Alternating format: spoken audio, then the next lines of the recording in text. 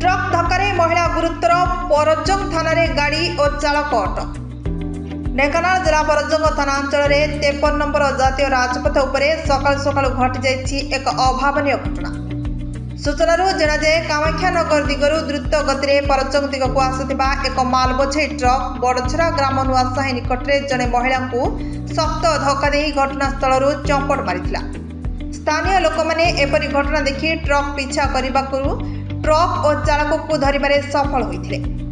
गाड़ीर चालक चतुरतार सह किछि दूरता गाड़ी को नहीं पुणी कामाख्यानगर दिगक पलाई आसवाक चेष्टा करी विफल होता।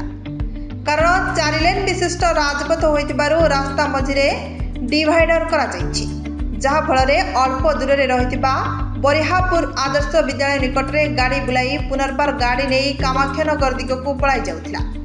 नुआसाहीर लोके और स्थानीय लोक माने मिसी गाड़ी को अटकाई गाड़ी चालक को काबू कर संगे संगे परजंग थाना को जणाइथिले। खबर जनाजाए बड़झरा नुआसाहीर पद्मचरण साहू 45 वर्षीय धर्मपत्नी रेखा साहू बिल को भात नहीं सकाल सकाल घर बाहरी जाइथिले। साही निकट में जाइथिबा जातीय राजपथ 4 लेन विशिष्ट होइतिबारु रास्तार अपर पार्श्व अधिकांश प्रजा मानकर चाष जमी रही। एही रास्ता उपरे पार होई रेखा चाष जमी को भात नहीं जाउथिबा बेले एपरी दुर्घटनार शिकार होइथिला। दुर्घटना रे रेखा जटिल भावे गुरुतर होइतिबारु कटक मेडिकल को नहीं जाइथिबा सूचना मिलिछि। खबर पाई घटनास्थल रे परजंग थाना एसआई देवग्राही महांती, कर्मचारी चगला दलबेहरा, कल्याणी भूतिया, ज्ञानरंजन दास प्रमुख पहुंची मालबोझई गाड़ी जबत करी चालकों को थाना रे अटक रखिथिबा जना पड़िछि।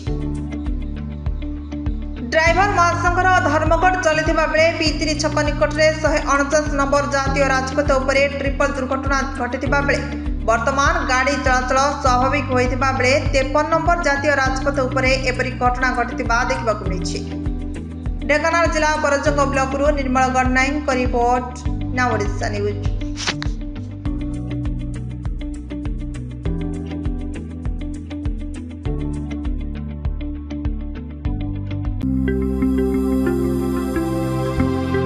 लेटेस्ट न्यूज अपडेट पाई www.nowodisha.com को लॉगिन करंतु।